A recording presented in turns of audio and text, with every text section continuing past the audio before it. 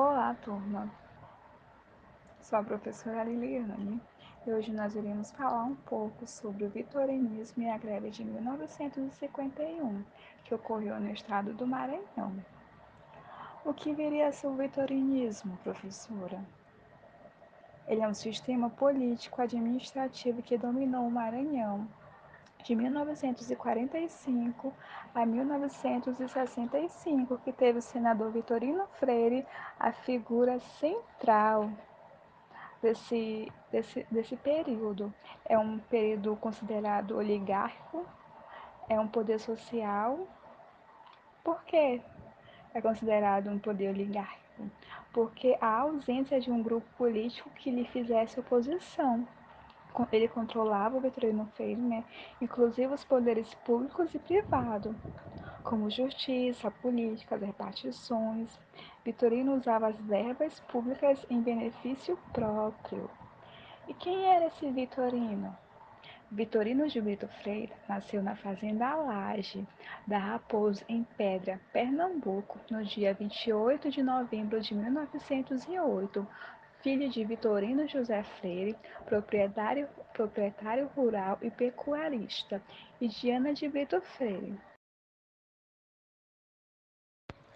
O PSD e o vitorianismo. No início de 1945, com o enfraquecimento do Estado Novo, os partidos políticos se reorganizaram em termos nacionais com vista às próximas eleições para a presidência da República e para a Assembleia Nacional Constituinte.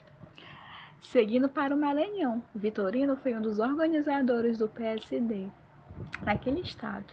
Passou em seguida a promover a candidatura oficial de Eurico Dutra à presidência da República e a liderar a oposição a Paulo Ramos, contrária a esse candidato. Diante da violenta oposição desencadeada contra seu governo, Paulo Ramos exonerou-se do cargo de interventor, sendo substituído no mês de março por Clodomiro Cardoso. Candidato a constituinte da legenda do PSD, Vitorino foi eleito em dezembro de 1945, no mesmo pleito em que Dutra foi escolhido presidente da República. Por indicação de Vitorino, em seguida à sua posse, Dutra nomeou Saturnino Belo interventor do Maranhão.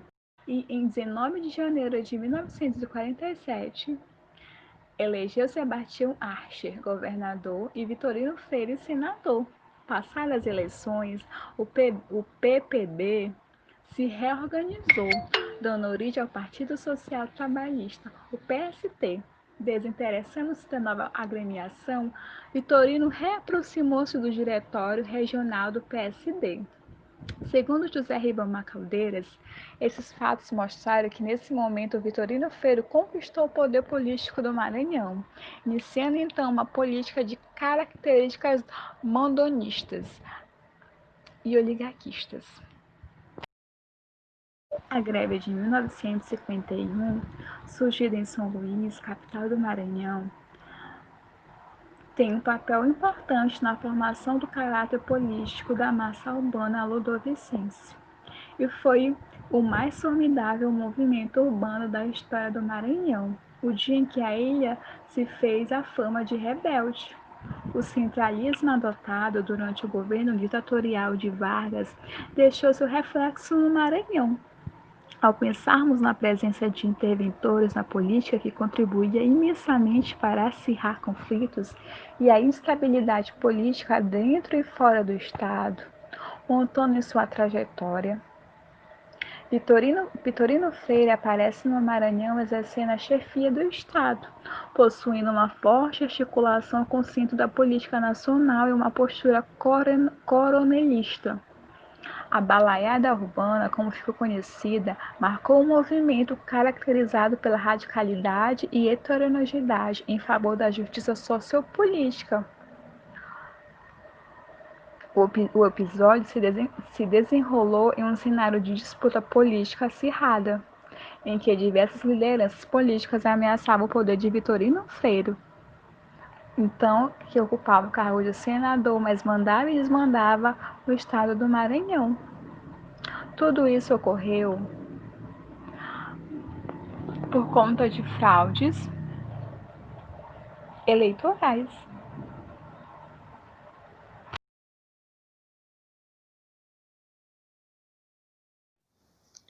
Olá, turma! Eu sou a professora Karina e vou dar continuidade à fala da professora Liliane, mostrando um pouco de como surgiu o sarneísmo no Maranhão.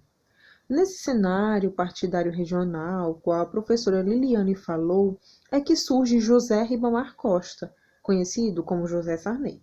Ele foi bacharel em Direito, foi da geração de 1945 de modernistas maranhenses, junto com Bandeira Tribuzzi e Ferreira Goulart, e ingressou em instituições importantes como a Academia Maranhense de Letras, o Instituto Histórico e Geográfico do Maranhão e a Comissão Maranhense de Folclore.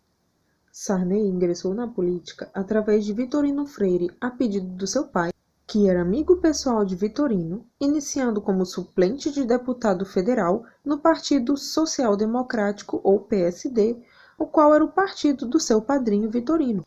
Em 1955, integrando um grupo que já não partilhava das ideias do PSD, ingressou na União Democrática Nacional, UDN, partido de oposição ao governo de Getúlio Vargas, que pertencia às oposições coligadas no Maranhão.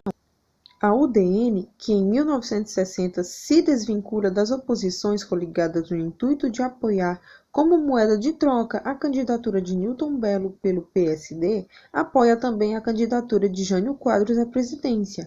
Sarney começa a ganhar reconhecimento em Brasília, ofuscando a imagem do seu criador Vitorino.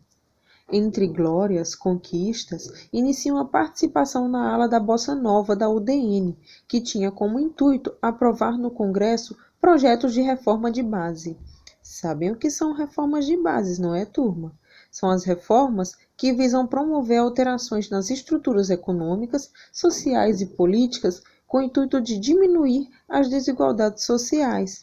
Um dos exemplos de reforma de base é a reforma agrária, e nesse período surgem nos interiores do Maranhão movimentos relacionados à reforma agrária. Sarney, então, rompe os laços da UDN com o PSD, após a renúncia de Jânio Quadros, retornando às oposições coligadas de oposição ao vitorinismo. Lança sua candidatura para a sucessão do governo de Newton Bello e marca comícios para a segunda quinzena de abril de 1964, que são impedidos pela instauração do golpe militar em 31 de março do mesmo ano. Com as incertezas e vetos criados pelo golpe e a extinção do pluripartidarismo, surge o sistema bipartidário, formado pela Aliança Renovadora Nacional, ARENA, e um partido oposicionista, o Movimento Democrático Brasileiro, ou MDB. A força adquirida por Sarney em Brasília faz com que ele ganhe apoio do general-presidente Castelo Branco para sua vitória como governador. O sarneísmo é oficialmente instaurado no Maranhão, e José Sarney comemora o fim da oligarquia vitoriana, essa mesma que o elegeu. A população acreditava que a partir dali a paz havia chegado, quando na verdade só substituíram uma oligarquia por outra.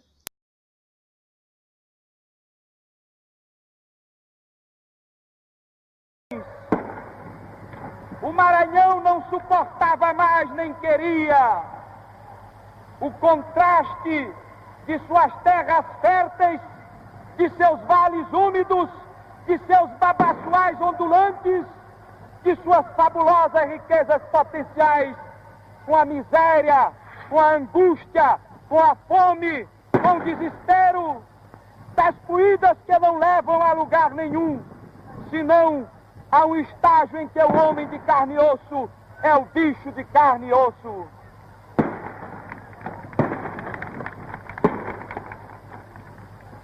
O Maranhão não quer a desonestidade no governo, a corrupção nas repartições e nos despachos.